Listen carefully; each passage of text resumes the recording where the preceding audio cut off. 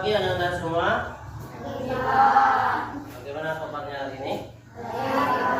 Apakah siap menerima pelajaran hari ini?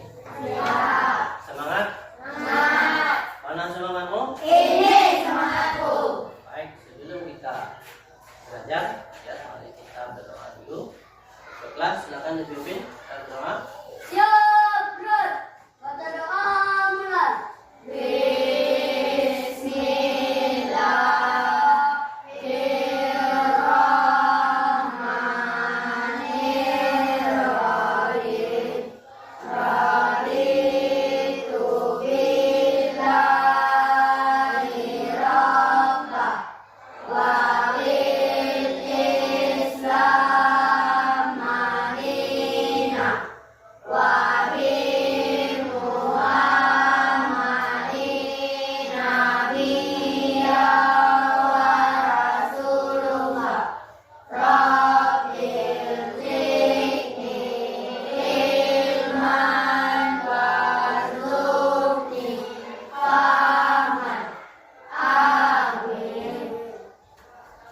Ucapkan salam. Assalamualaikum warahmatullahi wabarakatuh. Waalaikumsalam warahmatullahi wabarakatuh. Ada yang tidak hadir hari ini? Hadir semuanya. Baiklah, Ananda, hari ini kita mata pelajaran kita coding ya. Apakah kalian pernah mendengar istilah coding? Belum? Nah, apa yang terpikir oleh kalian mendengar kata-kata coding? Apa yang terpikir?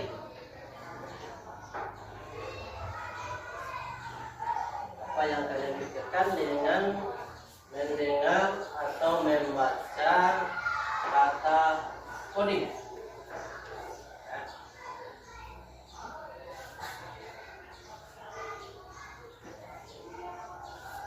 Nah, ini ya. Jadi sekarang kita belajar ya berpikir komputasional. Berpikir komputasional ya. Jadi dalam berpikir komputasional ini ada nanti bahasan kita pemrograman dasar, ada coding, nah, ya. Kemudian unplug coding. Nah, sebelum kita masuk ke materi, kalian simak dulu video berikut ya. Simak dulu.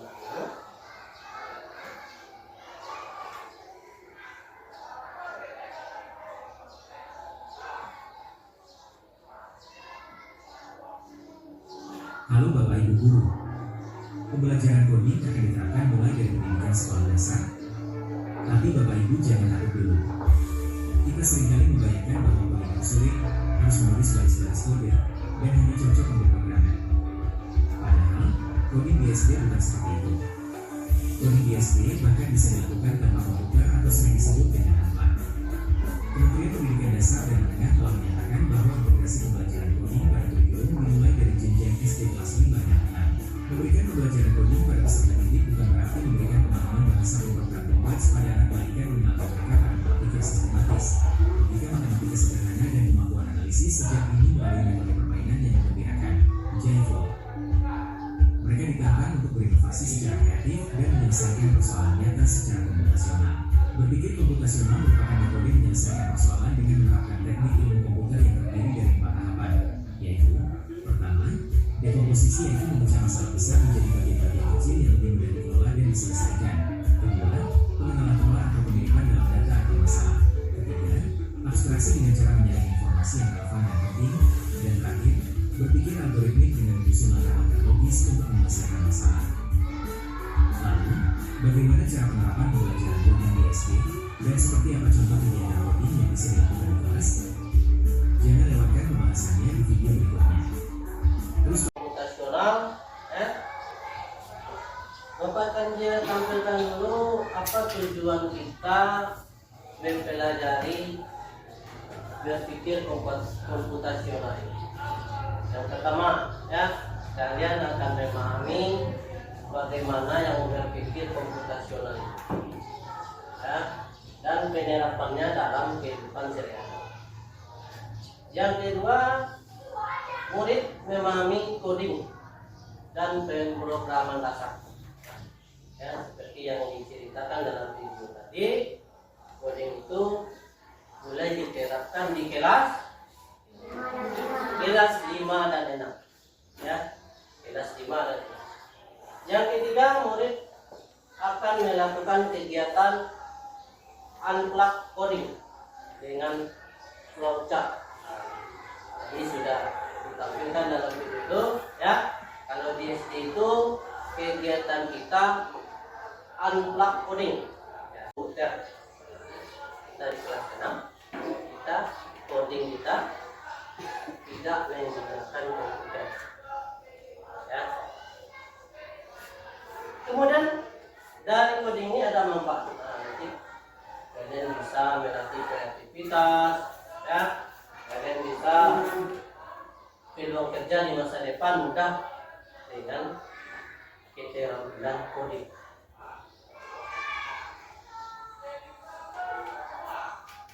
Nah, pemrograman dasar apa hubungannya dengan coding? Nah, ya, jadi di dalam pemrograman dasar itu ada coding, ya, ada kode. Ya, kode itu lah yang kita masukkan ke komputer supaya dia bisa menjalankan tugas. Ya, komputer itu kan dia hanya apa yang kita perintahkan, nah, itu yang dia kerjakan. Nah, perintah-perintah itulah yang disebut dengan kode atau coding. Jadi coding itu kata dasarnya kode. Nah, ini kegiatan kita di kelas 6. Ya, kita unplug coding. Kita belajar tanpa komputer, ya, tanpa laptop. Ya. Nanti kegiatan kita akan membuat flowchart. Jadi kalian akan membuat flowchart, ya. Kegiatan sehari-hari yang menggunakan flowchart. Oke. Sekarang coba ke depan, ya. Coba dulu ke depan. Rindu. Angkat rindu ke depan. Kita akan mencobakan flowchart dari kegiatan saya. Nah, kan rindu ceritakan, ya,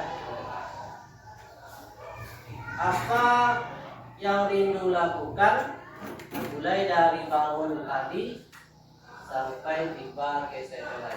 Nah, kan rindu ceritakan mulai dari bangun sampai ke sekolah. Bangun pagi, lalu mandi, cuci baju, sepeda, sarapan, sepatu, teman belajar di sekolah. Oke, terima kasih. Silakan dulu kembali ke sana.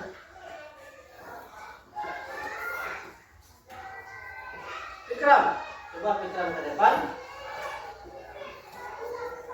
Ya, ini berkaitan nanti dengan kegiatan kita akan membuat flowchart dari kegiatan sehari-hari. Coba Fikram ceritakan bagaimana langkah-langkah atau proses Fikram menggosok gigi. Coba.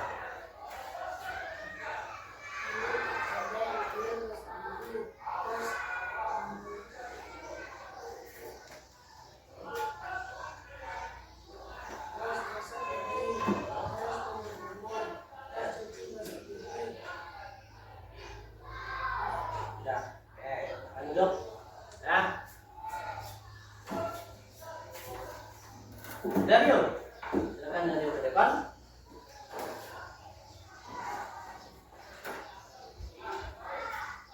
Dario coba ceritakan bagaimana langkah-langkah Dario, ya, langkah-langkah Dario mengerjakan PR.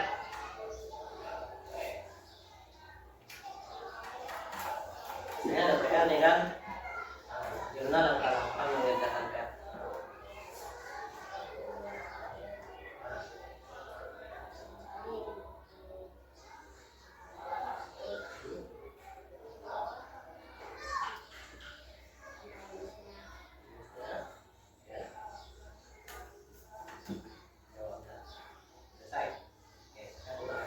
Kita beri aplaus untuk teman-teman. Di flowchart itu menggambarkan program atau bentuk simbol dan ada anak-anak. Ya, flowchart itu memakai bentuk-bentuk ya dengan simbol. Nih, kalau bentuknya ini apa nih bentuknya? Ini apa bentuknya? Ini bentuknya apa? Oval, ya. Elip. Ini menggambarkan mulai atau selesai, ya. Jadi kalau seperti ini bentuknya atau polanya, ini mengatakan mulai atau selesai. Kalau dia berbentuk ini bentuk apa? Persegi panjang, bagus. Kalau dia berbentuk persegi panjang, maka itu tahapan proses. Ini prosesnya, ya. Nah, dia kalau lagi berbentuk ini apa bentuknya? Hah? Ini apa bentuknya? Yo. Ini bentuk apa? Ini bentuk jajar genjang. Nah, kalau berbentuk jajar genjang itu menyatakan input atau output. Ya, input ini yang kita masukkan. Ya, output itu hasilnya. Oh, yang keluar, ya keluarannya. Nah, bentuk selanjutnya ini bela ketupat. Ini melambangkan keputusan. Ya, keputusan. Ini tugas kelompok kita. Ya, kelompok 1 membuat flowchart langkah-langkah mencuci pakaian dengan mesin cuci. Kelompok 2 langkah-langkah mencuci sepatu sekolah. Kelompok 3 langkah-langkah menyetrika pakaian. Kelompok 4 langkah-langkah menggosok gigi.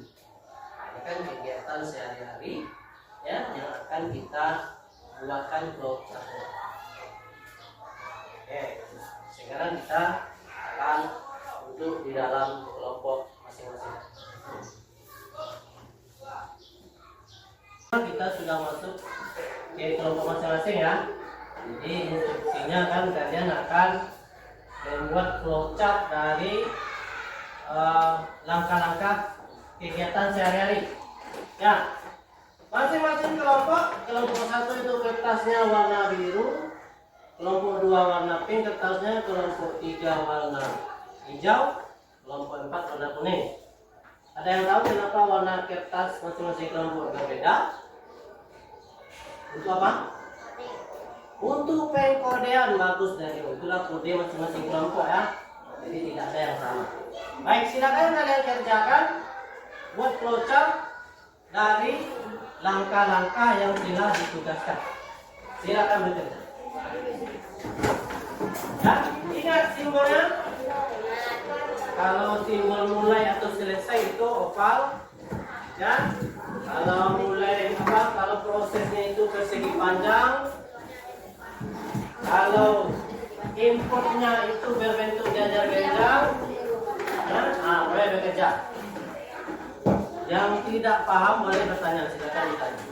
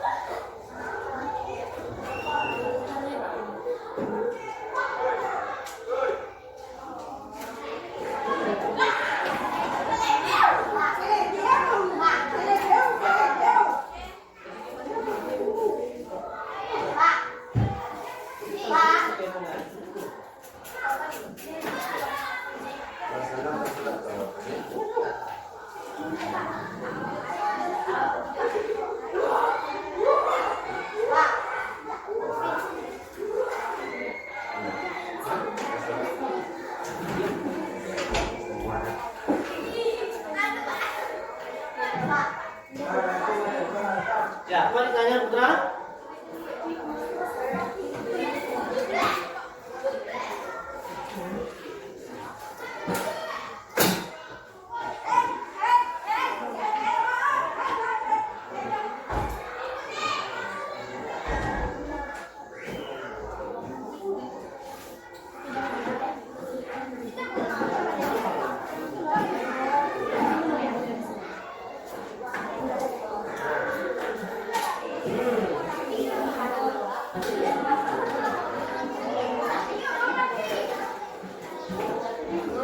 Dibagi-bagi tugasnya supaya cepat. Ya, ada yang membuat inputnya, ada yang membuat model proses.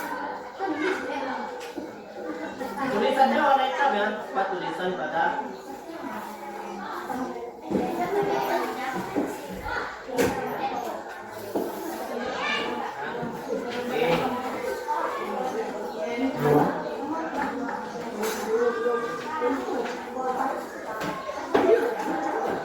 gunting.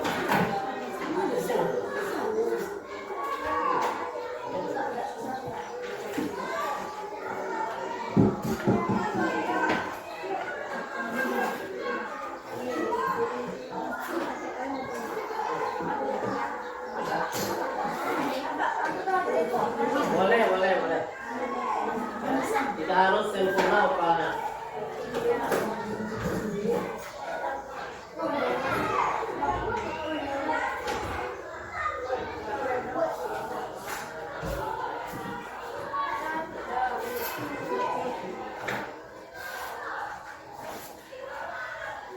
Garis itu. Potong garis. Nah, potong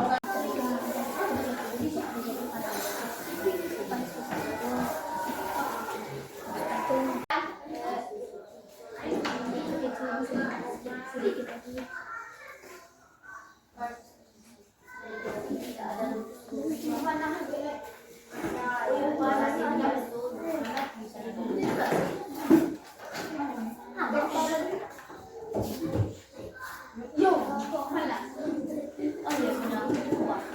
Ini juga bersih. Kok banyak juga? Ikut pun banyak. Banyak. Kencang kau dulu. Alah juga.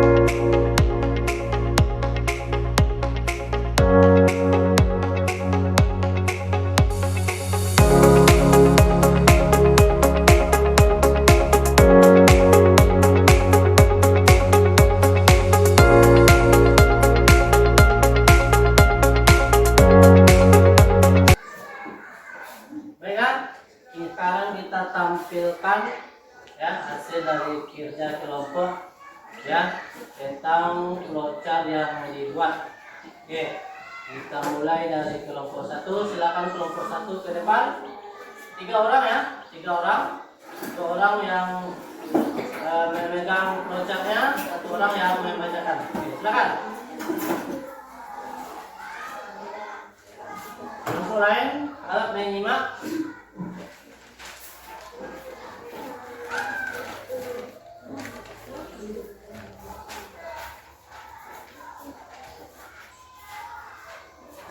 Kita perhatikan tampilan dari kelompok 1.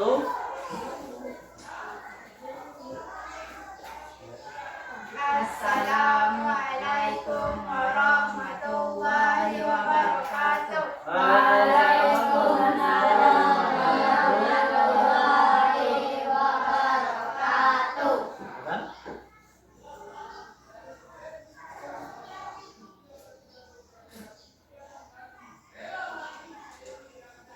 Langkah-langkah mencuci pakaian.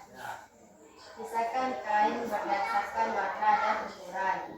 Masukkan kain kotor ke mesin cuci. Tambahkan air dan deterjen. Nyalakan mesin cuci. Pencucian berlangsung. Apakah pencucian selesai? Belum. Pindahkan kain ke tabung pengering. Selesai. Selesai. Oke, udah.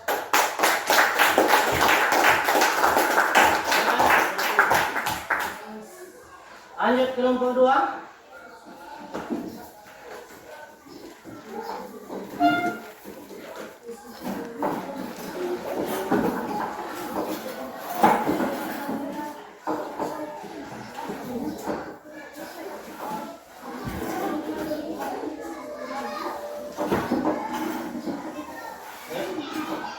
Assalamualaikum warahmatullahi wabarakatuh. Waalaikumsalam warahmatullahi wabarakatuh. Langkah-langkah mencuci sepatu. Siapkan peralatan seperti ember, sabun, sikat, deterjen. Letakkan tali sepatu dan solnya. Rendam sepatu. Tambahkan sabun atau deterjen. Sikat semua bagian sepatu. Apakah sepatu sudah bersih? Iya. Bilas dengan air dan jemur sampai kering. Selesai. Oke, udah hapus. Silakan kelompok 3.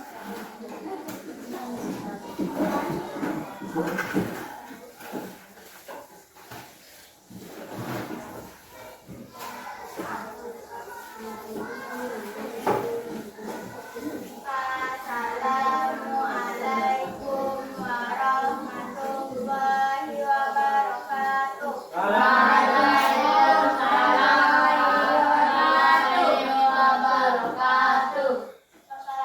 Langkah-langkah menyetrika baju. Siapkan peralatan seperti setrika, meja, semprotan air, pakaian. Hidupkan setrika dan atur suhunya. Setrika pakaian secara perlahan. Tambahkan semprotan air supaya bersih. Baiklah. Balikkan pakaian dan setrika kembali ke bagian yang lain. Apakah kain sudah rapi? Jika sudah, lipat kain atau gantungkan. Jika belum, ulangi setrika bagian yang belum rapi. Matikan setrika. Oke, silakan diberi hapus. Kelompok 4.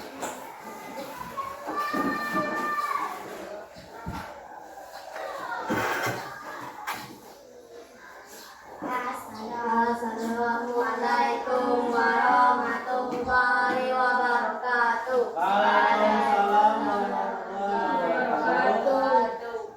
Langkah-langkah menggosok gigi. Pertama, mulai. Ambil sikat gigi dan pasta gigi. Lalu tuangkan pasta gigi ke sikat gigi. Lalu sikat gigi. Apakah semua bagian gigi sudah bersih? Ya, kumur-kumur dengan air dan selesai. Oke, silakan duduk. Beri hapus untuk kelompok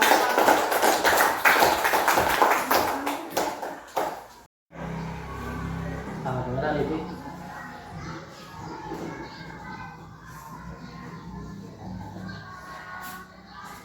Sekarang kita refleksi ya di akhir pembelajaran kita. Ini sebagai kesimpulan dari materi kita hari ini bahwa persoalan sehari-hari itu bisa diselesaikan dengan mudah memakai cara berpikir komputasional.